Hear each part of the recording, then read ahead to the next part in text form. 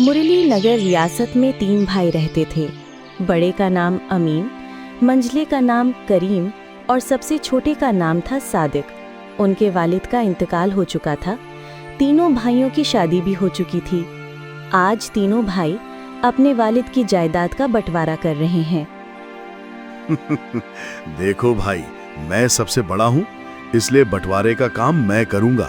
बोलो, तुम लोगों को मंजूर है? भैया, मैं तो मंझला हूँ, आप जो बोलेंगे मुझे कबूल है। भैया, आप दोनों मेरे बड़े भाई हैं, मैं तो सबसे छोटा हूँ। आप लोग जो फैसला करेंगे मैं उसे मान लूंगा।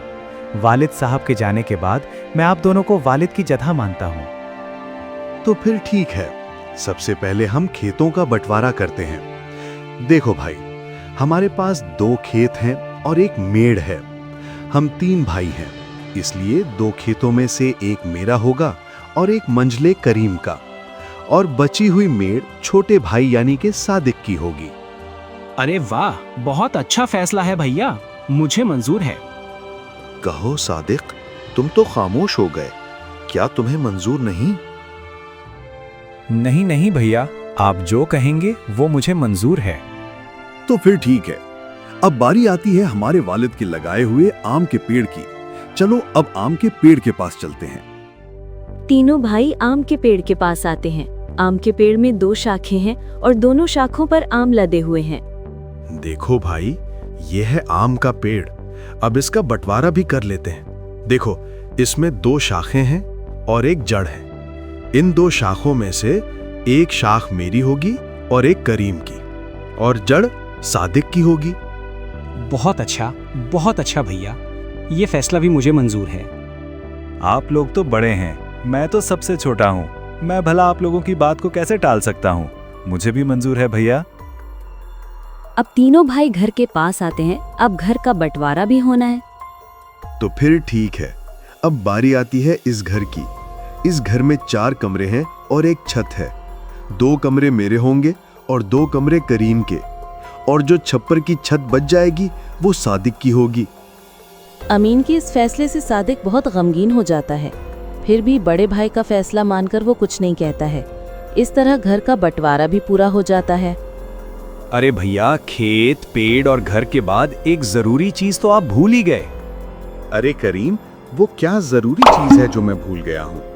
क्या तुम मुझे याद दिला सकते हो? भैया, वालिद साहब ने हम तीनों भाइयों के लिए कुछ रुपए पैसे भी तो छोड़े हैं, आप उसे कैसे भूल सकते हो? अरे हाँ, याद आया। जरा रुको, मैं अभी लेकर आता हूँ। बड़ा भाई अमीन घर के अंदर से एक मटका लेकर आता है जिसमें कई सिक्के भरे थे और उनमें से कुछ पुराने जमाने के सिक्के भी थे। देखो भाइयों, इसमें 2 तरह के सिक्के हैं। एक जो अभी मौजूदा जमाने में चल रहे हैं, वहीं दूसरा जो हमारे दादा परदादा के जमाने के हैं, यानी कि बहुत पुराने जमाने के सिक्के हैं, जो कि कुछ अजीब धातुओं के साथ बनाए गए हैं। तो भैया, अब इन सिक्कों का बंटवारा आप कैसे करेंगे? तो सुनो, अभी के जमाने में जितने भी सिक्के चल रहे हैं, उन सिक्कों पर मेरा और मंझले भाई करीम का हक होगा। और जो सिक्के बहुत पुराने हैं, जो कि पुरानी धातुओं से बनाए गए हैं, वो सादिक के होंगे। इस तरह दोनों भाई रुपए पैसे को भी ले जाते हैं। देखो सादिक, पुराने जमाने के सिक्के में ही सिर्फ 4 ही सिक्के बचे हुए हैं। तुम चाहो तो इन 4 सिक्कों को ले जा सकते हो। और बहुत ही पुराने जमाने के 4 सिक्के सादिक को देते हैं। भैया, आप दोनों तो सारे रुपए पैसे ले लिए। अगर मेरी किस्मत में ये सिर्फ 4 रुपए ही लिखा है तो मैं इसे कबूल करता हूँ। सादिक अपने हिस्से के 4 सिक्कों को लेकर घर के अंदर जा ही रहा था कि तभी बड़ा भाई रोककर कहता है, अरे सादिक, तू पागल हो गया क्या? तूने सुना नहीं? बंटवारा हो गया है। अब इस घर में हम रहेंगे। तुम्हारा हिस्सा तो छत में है, तुमको तो बंटवारा छत में दिया गया है। अब तुम उस छप्पर वाली छत में जाकर रह सकते हो। इस घर के अंदर अब तुम नहीं रह सकते। अब ये घर हम दोनों का हुआ। भैया, आप ये कैसी बातें कर रहे हो? मैं कहाँ जाऊंगा? मेरी तो अभी अभी शादी हुई है। मैं कहाँ रहूंगा भैया? अरे सादिक भाई, ये तो तुम्हें पहले सोचना था ना, जब बंटवारा चल रहा था। अब पछताए क्या करें जब चिड़िया चुग गई खेत। दोनों भाई ने सादिक और उसकी बीवी प्रवीण को घर से धक्के मारकर बाहर कर दिया। वहीं दोनों शौहर बीवी गांव के तालाब किनारे अपनी एक छोटी सी कुटिया बनाकर रहने लगे। या अल्लाह, ये हमारे साथ क्या हो रहा है? अब ना घर के रहे ना घाट के, कैसे चलेगी जिंदगी? 2 वक्त की रोटी तो दूर, एक रोटी भी नसीब में नहीं है। अब रोते जाओ, जी भर के रोते रहो। अकल तो तुम्हारी घास चरने गई थी, मेरी मत्ती मारी गई थी जो मैंने तुम्हारे साथ शादी की। मेरी तो किस्मत ही खराब है। बड़े भाई बोलकर तुमने कुछ ज्यादा ही इज्जत दे दी। देख लिया नतीजा। परवीन, वो दोनों मेरे बड़े भाई थे। अब बताओ भला मैं उनसे कैसे सवाल जवाब करता? अच्छा, तुम्हारे बड़े भाइयों ने तो अपने छोटे भाई के लिए कुछ नहीं सोचा, सब कुछ तो रख लिया। तुम्हारे हिस्से में क्या दिया है? खेत के नाम पर मेड़ दिया है और पेड़ के नाम पर जड़ दिया है। घर के नाम पर छत दिया है और पैसे के नाम पर ये आदम जमाने के 4 सिक्के दिए हैं। परवीन, अब बस भी करो, और कितनी तानाजनी मारोगी? अब छोड़ो इन बातों को। चलो छोड़ दिया, अब बताओ आगे का क्या? क्या करोगे, क्या खाओगे, कुछ बताओगे मुझे? अब मैं क्या करूं परवीन, अब तो मेरे पास कुछ भी नहीं है। एक काम करता हूं, मैं मुखिया के पास इन पुराने सिक्कों को लेकर जाता हूं। शायद इन सिक्कों के बदले मुझे कुछ नए सिक्के मिल जाएं। सादिक बड़ी उम्मीदों के साथ इन 4 सिक्कों को लेकर मुखिया के पास जाता है। अरे सादिक, तुम यहाँ, बताओ कैसे आना हुआ? मुखिया जी, मेरे पास ये सिर्फ 4 सिक्के ही हैं। क्या आप इन सिक्कों के बदले मुझे कुछ नए सिक्के दे सकते हैं? अरे सादिक, ये सिक्के बेकार हैं, अब ये चलन में नहीं रहे। भला तुम्हें इन सिक्कों के बदले कौन पैसे देगा? सच में तुम बहुत भोले हो। अब मैं क्या करूं? या अल्लाह, मैं तो बर्बाद हो गया, मेरा सब कुछ लुट गया। अब देखो सादिक, मैंने भी तुम तीनों भाइयों के बंटवारे की बात सुनी है। सुनकर बहुत बुरा लगा। दोनों भाइयों ने तो सब कुछ ले लिया और बदले में तुम्हें कुछ नहीं दिया। ऊपर से इन बरहम भाइयों ने तुम्हें घर से भगा भी दिया। या अल्लाह, ऐसा भाई तो दुश्मनों को भी ना मिले। अभी क्या करूं मुखिया जी, लगता है मेरी किस्मत में कुछ नहीं है। मेरा मर जाना ही ठीक है। तुम्हारा दुख मुझसे देखा नहीं जाता सादिक, पता नहीं क्यों। वैसे तो मैं किसी पर दया नहीं करता, फिर भी तुम्हारा दुख देखकर मेरा जैसा सख्त दिल भी आज पिघल गया। एक काम करो सादिक, कल से तुम और तुम्हारी बीवी मेरे खेतों पर काम करो। मैं जितनी मजदूरी दूसरे मजदूरों को देता हूँ, उससे ज्यादा मजदूरी मैं तुम दोनों को दूंगा। वैसे भी तुम्हारे पास अभी कोई काम नहीं है। हाँ मुखिया जी, मैं आपके यहाँ काम करूंगा, मेरी बीवी भी काम करेगी। ठीक है सादिक, तो फिर कल सुबह से खेत पर काम के लिए आ जाना। और ये तुम अपने सिक्के अपने पास ही रखो, शायद यही तुम्हारी 4 रुपए की किस्मत वाली निशानी है। सादिक उदास होकर वापस अपनी कुटिया पर आता है। सादिक की बीवी उसका रास्ता देख रही थी। सादिक अपनी बीवी के पास आकर सारी बातें बताने लगता है। अब यही दिन देखना बाकी था, अब हमें दूसरे के खेतों में काम करना पड़ेगा। हाय रे मेरी किस्मत। अब देखो पद्मा, तुम ज्यादा अकल मत दो, हमें काम मिला है, कल से काम पर जाना है। इस तरह दिन गुजरता गया। सादिक और परवीन अब मुखिया के खेतों पर काम करने लगे। रोजी रोटी का एक जरिया उन्हें मिल गया। खेतों पर फसल लहलहाने लगी। अरे भैया, इस साल तो हमारी फसल बहुत अच्छी हुई है। हाँ भाई, इस साल तो बहुत ज्यादा फसल हुई है। इस साल बहुत आमदनी होगी। अब चलो भैया, अब घर चलते हैं, कल सुबह फिर आएंगे।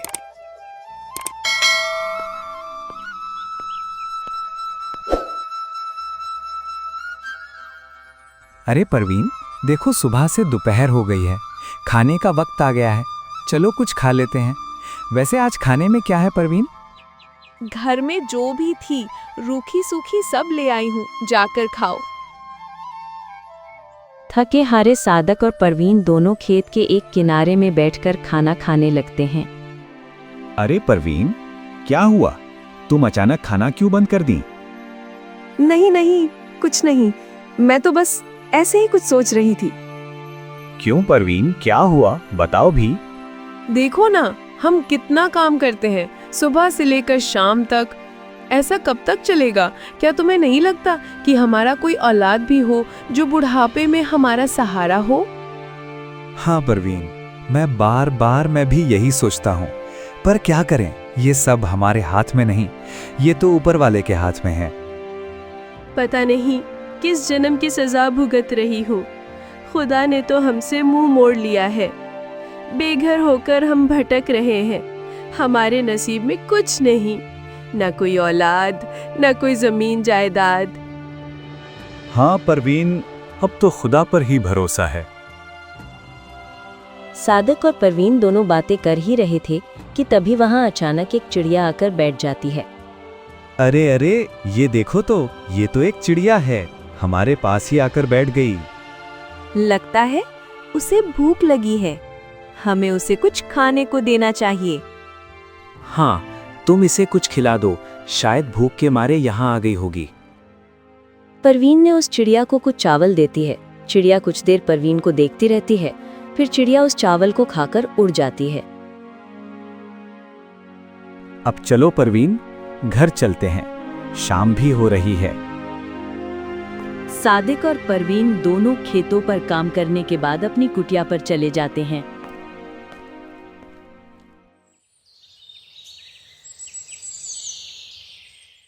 सुनिए सादिक जी, ये फावड़ा उठाओ और मेरे साथ चलो। पर कहाँ? तुम फावड़ा लेकर कहाँ जाने की बातें कर रही हो? ज्यादा सवाल जवाब नहीं, मेरे साथ चलो, आज कुछ जरूरी काम करनी है। क्या? कोई जरूरी काम? वो भी इस वक्त रात को? हाँ जी, आज हम वो काम करने जा रहे हैं जिसे आपको पहले ही कर लेना चाहिए था। परवीन के कहने पर सादिक फावड़ा उठाता है। दोनों शौहर बीवी अपने उस खेत की मेड़ पर आते हैं जो उन्हें बंटवारे पर मिली थी।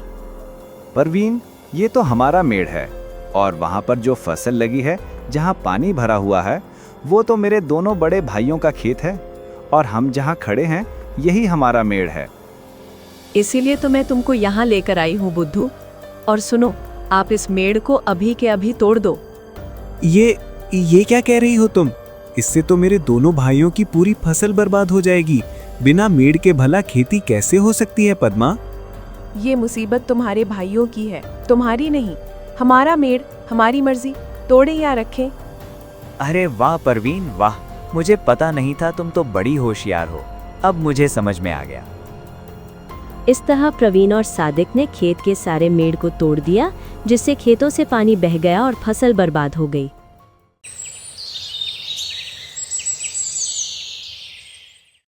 अगली सुबह जब दोनों भाई खेत पर पहुंचते हैं, या अल्लाह, ये क्या हो गया?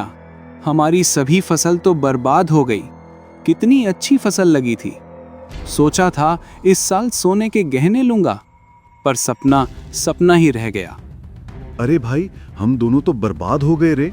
कितनी अच्छी फसल लगी थी, अब बिना पानी से सब सूख गया। भला अब फसल कैसे होगी? अरे भैया, वो देखो, खेत का मेड़ को किसी ने तोड़ दिया है। जब मेड़ ही नहीं है तो खेत में पानी कहाँ रहेगा और हम सिंचाई कैसे करेंगे? जरूर ये काम सादिक का होगा, जरूर उसने होशियारी की होगी। अमीन और करीम दोनों रोते हुए घर को आते हैं। घर आकर अपनी बीवियों को सारी कहानी बताने लगते हैं। अरे ये क्या हो गया? देखो जी, मेरी बात सुनो। अगर फसल बर्बाद हो गई है तो कोई बात नहीं, हमारा आम का पेड़ तो है। हाँ, तुमने बिल्कुल सही कहा, पर अभी आम पकने को कम से कम 12 से 15 दिन और लगेंगे। हाँ भैया, जब आम पक जाएंगे तो हम इसे बाजार ले जाकर अच्छे पैसे कमा सकते हैं। हाँ अमीन, तुम बिल्कुल ठीक कह रहे हो। अब यही एक रास्ता बचा है, वरना हम सब भूखे मर जाएंगे।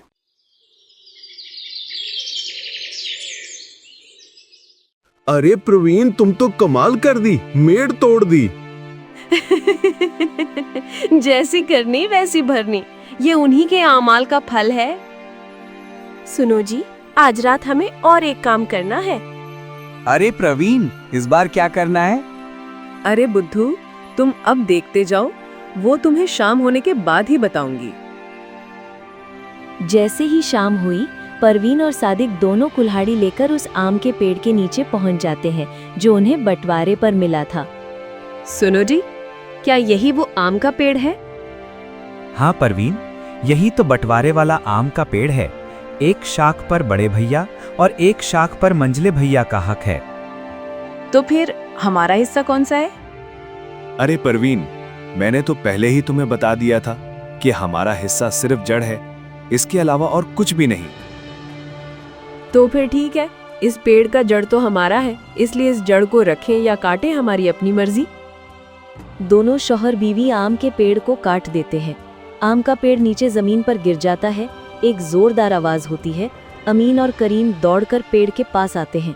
दोनों भाई सादिक और प्रवीण को पकड़ लेते हैं। अच्छा, तो तू है सादिक, तू हमसे बदला ले रहा है।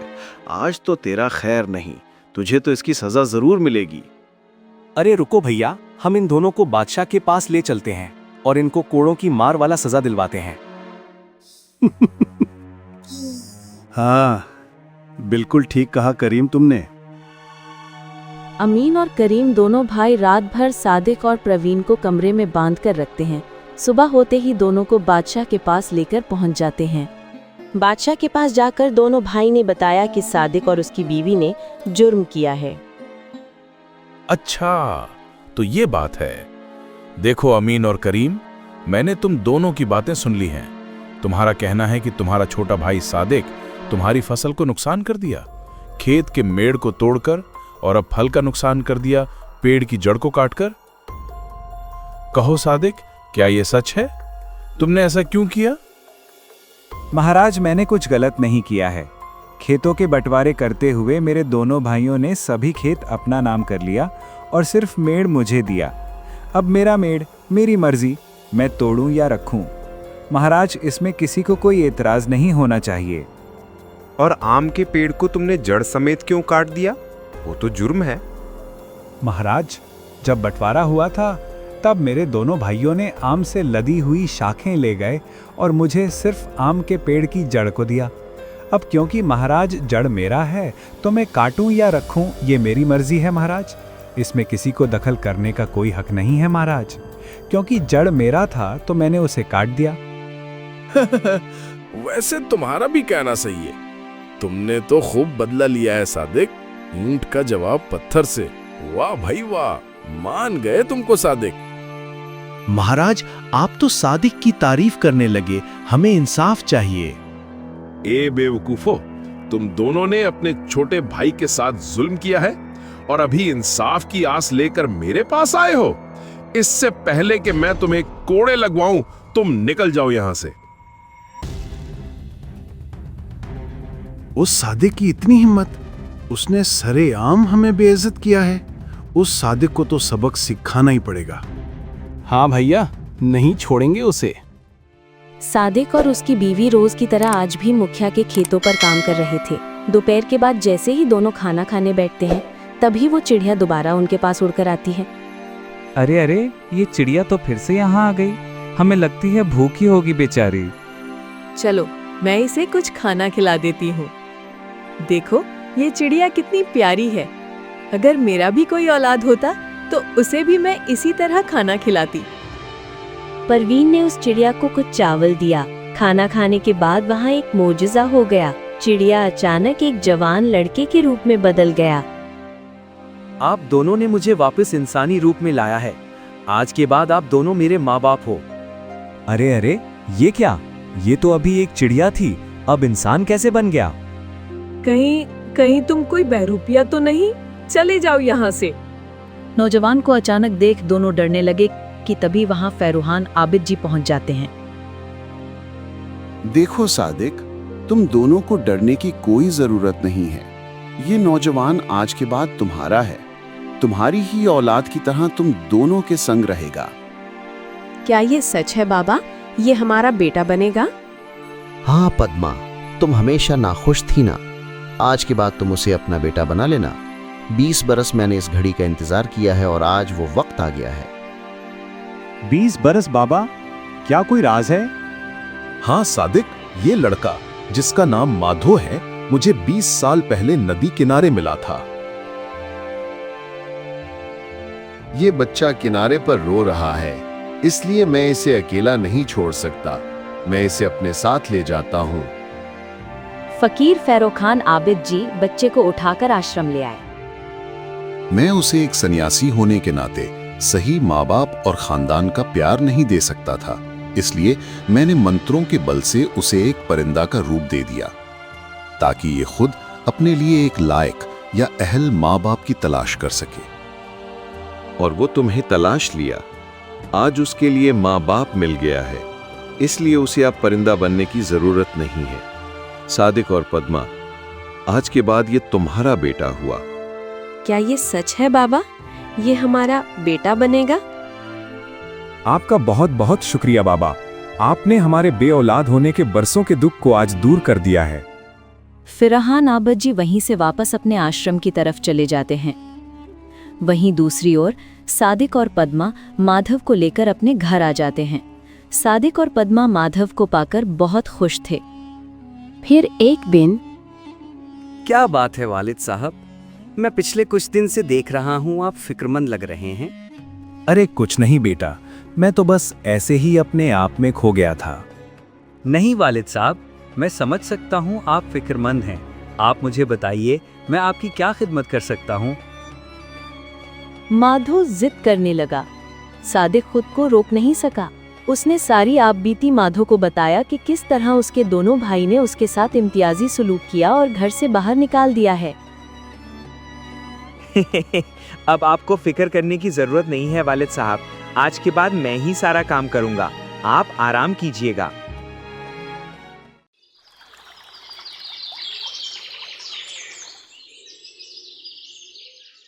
वालिद साहब, मैं जरा अपने चचाओं से मिल कर आता हूँ, तब तक आप अपना ख्याल रखिएगा। नहीं बेटा नहीं, वहां मत जाओ, वो लोग अच्छे नहीं हैं। वालिद साहब, अब आप देखते जाइए, आपका ये माधो अब कैसे अपने चचाओं को चक्की पिसवाता है। वालिद के मना करने के बाद भी माधव अपने साथ एक कुल्हाड़ी लेकर अमीन के घर पहुंच जाता है। अरे कौन हो तुम और यहाँ क्या लेने आए हो? चचा जी आदाब। आपने मुझे पहचाना नहीं? मेरा नाम माधव है। मेरे वालिद साहब सादिक ने मुझे आपके पास भेजा है। क्या? सादिक का बेटा? रातों रात सादिक का बेटा कहां से टपक गया? ये क्या मजाक है? सादिक के पास तो कोई औलाद नहीं है। तुम जरूर कोई चालबाज हो। अमीन, मुझे लगता है ये सादिक की कोई नई चाल है। हमें एहतियात से काम करना होगा। अच्छा चलो, अच्छा ठीक है, बताओ तुम यहाँ क्या करने आए हो? जाओ अपने बाप के पास। चचा जी, मैं अपना छत लेने आया हूँ जो आपने अपने कमरे के ऊपर लगा रखा है। अरे तुम पागल हो गए क्या? कहाँ है तेरा छत? अरे चचा जी, लगता है आप भूल गए। आप लोगों ने वालिद साहब को बंटवारे में जो छत दिया था ना, और कमरे जो आप लोगों ने रखे थे, अब मैं उसी घर का छत को लेने आया हूँ। अरे अब ये क्या नया नाटक? अगर तो ये छत ले जाएगा तो फिर हमारा कमरा किस काम का होगा? ए लड़के, तू ये छत नहीं तोड़ सकता, अंजाम बहुत बुरा होगा। मैं तो बस मेरा काम करने आया हूँ, आप लोग मेरे काम में दखल क्यों दे रहे हो? इतना कहकर माधव घर के ऊपर चढ़ जाता है और छत को तोड़ देता है। छत टूटने के बाद घबराकर दोनों भाई बादशाह के पास शिकायत करने पहुंच जाते हैं। अरे अमीन और करीम, तुम दोनों फिर से वापस आ गए। बताओ अब क्या हुआ?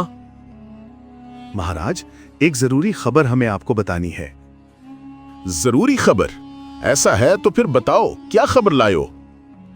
महाराज, सादिक के पास कोई औलाद नहीं है। अचानक रातों रात उसका फर्जंद पैदा हो गया, और वो भी करीब 22 साल का लड़का। हाँ महाराज, और उसने सुबह हमारे घर के सारे छत को तोड़ दिया है और कहता है बादशाह भी मेरा कुछ नहीं बिगाड़ सकता। महाराज, मुझे लगता है वो एक बहरूपिया है या फिर कोई जासूस हो सकता है। महाराज, अगर आपने वक्त पर उसे गिरफ्तार नहीं किया तो हमारी रियासत और आपके तख्त के लिए खतरा है। अच्छा तो ये बात है। सिपाहियों, जाओ इस सादिक और उसके इस अचानक आए लड़के को लेकर फौरन शाही दरबार पर हाजिर करो। कुछ देर के बाद सिपाहियों ने सादिक और माधव को पकड़कर शाही दरबार पर हाजिर करते हैं। सुनो सादिक, क्या ये तुम्हारा फर्जंद है? हाँ महाराज, ये मेरा ही लड़का है। इसका नाम माधो है। माधो, तुमने इनके घर की छत को क्यों तोड़ दिया? और तुमने कहा कि बादशाह भी मेरा कुछ नहीं बिगाड़ सकते। तुम्हारी इतनी बड़ी हिम्मत कैसे हुई? महाराज, मैंने कुछ गलत नहीं किया और मैंने कुछ गलत नहीं कहा। सुनिए महाराज, बंटवारे में मेरे दोनों चचा ने घर और कमरा खुद ले लिया और सिर्फ छत मेरे वालिद सादिक को दिया। अब मैं अपने वालिद के हिस्से का सामान को तोड़ूं या रखूं, ये तो मेरा हक है। इसमें गलती कहाँ है महाराज? मैंने तो बस अपने वालिद के हिस्से को तोड़ा है। मैंने चचा जी के सामान को हाथ भी नहीं लगाया। अरे अमीन, क्या तुमने बंटवारे में सादिक को छत दिया था? हाँ महाराज, हमने सादिक को बंटवारे में घर का छत दिया था और कमरा हमने रखा था। अरे ये कैसा बंटवारा है? फिर तो ये सही है, इसमें सादिक और माधो का कोई कसूर नहीं है। ये गलत है महाराज। अब बिना छत के हम कैसे रहेंगे? तुम अपने आप को बड़ा चालाक समझते हो एमेन। ये बात तुम्हें पहले ही सोच लेना चाहिए था। अब तुम्हारी करनी का फल तुम्हें ही भुगतना होगा। नहीं नहीं महाराज, ये झूठ बोल रहा है। ये सादिक का बेटा नहीं है, ये जासूस है। मैं जासूस हूँ, इसका क्या आपके पास कोई सबूत है? बताओ अमीन, इसके जासूस होने का तुम्हारे पास कोई सबूत है? तो फिर तुम इस पर इल्जाम क्यों लगा रहे हो? महाराज, अगर दस्तावेज की बात है तो पहले उस माधो से सबूत तलब किया जाए।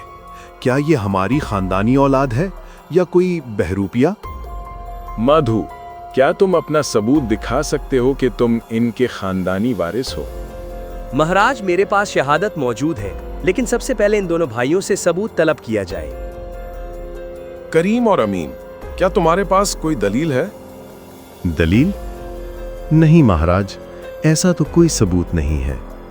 तो माधो, इन दोनों के पास भी कोई सबूत नहीं है। क्या तुम्हारे पास खानदानी होने का कोई निशान या सबूत है? हाँ है महाराज, मेरे पास सबूत है।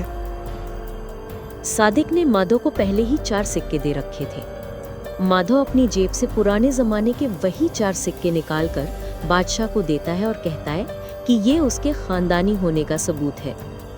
महाराज, ये रहा सबूत।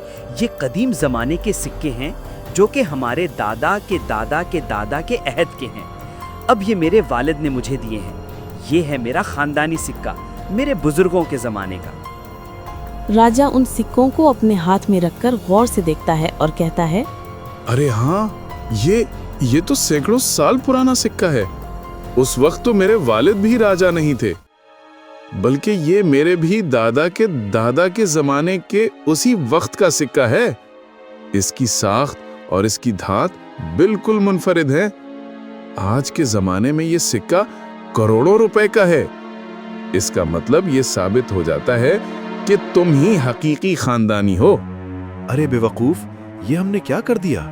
जिस सिक्के को हम नाकारा समझ रहे थे, देखो आज उस सिक्के ने साबित कर दिया कि वो खानदानी है। हाँ भाई, और राजा बता रहे हैं कि वो कीमती है, करोड़ों रुपयों का है। ये हमसे बहुत बड़ी गलती हो गई। अरे तुम दोनों आपस में क्या छुप छुपा रहे हो? नहीं नहीं महाराज, हम तो बस यूं ही आपस में बात कर रहे थे। ये माधो भोला का ही बेटा है, वो खानदानी है, जबकि तुम्हारे पास कोई सबूत नहीं है। और उसने छत इसलिए तोड़ी क्योंकि तुम लोगों ने भोला को बंटवारे में छत देकर धोखा दिया था। क्योंकि वो उनका छत है, चाहे वो तोड़े या रखे, उस पर हम एतराज नहीं कर सकते। और सुनो भीमा और लल्लन, तुम दोनों ने मेरा और इस शाही दरबार का वक्त जाया किया है। तुम दोनों ने अपने छोटे भाई के ऊपर ज्यादती की है।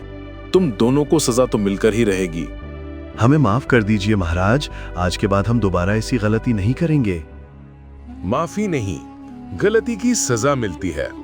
सुनो वजीर, मैं ये फरमान देता हूं कि भीमा, लल्लन और भोला के ठेतों का बराबर बराबर बंटवारा होगा। साथ ही घर भी बराबर हिस्सों में बांटा जाएगा। इसके अलावा भोला ने जो कठिन वक्त देखा है और उसने जो कड़ी मेहनत करके जिंदगी गुजारी है, उसके इस सब्र और हिम्मत को हम सलाम करते हैं और हम ये हुक्म देते हैं कि भोला और माधो को हमारे सल्तनत की तरफ से 5 एकड़ जमीन इनाम में दी जाए, जिससे कि वो अपने खेती बाड़ी करके आगे बढ़ सके। साथ ही इन दोनों जालिम भाइयों को जेल में बंद किया जाए। इन दोनों की यही सजा है। जी हुजूर, आपकी जैसी पामी। और सुनो वजीर साहब, हमारे इस मुल्क को एक काबिल मुशीर की जरूरत थी जो ताकत और अकल से भरपूर हो, मगर उस तरह का लायक शख्स हमें आज तक नहीं मिल रहा था। लेकिन भोला के बेटे माधव के पास वो अहलियत है, इसलिए आज के बाद हम इस रियासत का खास मुशीर माधव को बनाने का ऐलान करते हैं। इस तरह देखते ही देखते भोला की जिंदगी में एक बड़ा बदलाव आया। चारों जानिब से खुशियां ही खुशियां मिल रही थी। वालिद की जायदाद का मसावी हक मिला, शाही खानदान से 5 एकड़ जमीन तोहफे में मिली और बेटे माधव को शाही खानदान में खास मुशीर का ओहदा हासिल हुआ। देखा, तुम हमेशा नसीब को मलामत कर रही थी ना। देखो आज क्या हुआ। हमारे पास जमीन नहीं थी, हमें जमीन मिल गई, वो भी पूरे 5 एकड़। हमारी कोई औलाद नहीं थी, ऊपर वाले की रहमत से हमें औलाद मिल गई। इस रियासत में हमारा कोई एहतराम नहीं था। आज देखो, शाही खानदान में हमें इतना बड़ा मर्तबा मिला है कि हमारी औलाद को खास मशीर का औहदा मिला है, यानी कि माधव को खास मशीर बनाया गया है। और हमारा पुराना सिक्का, जिसे कभी हम फजूल समझ रहे थे, वो सिक्का तो करोड़ों का निकला पद्मा, करोड़ों का। मुझे माफ कर दीजिए, न जाने मेरे मुंह में जो आया वही बोल दिया। लेकिन ये बात सच है कि वक्त के आगे किसी की नहीं चलती। वक्त बादशाह को फकीर तो फकीर को बादशाह बना देता है, इसलिए हमेशा वक्त के साथ चलना चाहिए। हाँ, और हमेशा मुत्तहिद होकर इंसानों को साथ में चलना चाहिए। बगैर इम्तियाज के सबको एक जैसा और मसावी हक मिलना चाहिए। और खोटा सिक्का करोड़ों का निकला, यही है मेहनत, सब्र और हौसले का फल, जो फौरन नहीं मिलता, लेकिन जब भी मिलता है छप्पड़ फाड़ कर मिलता है।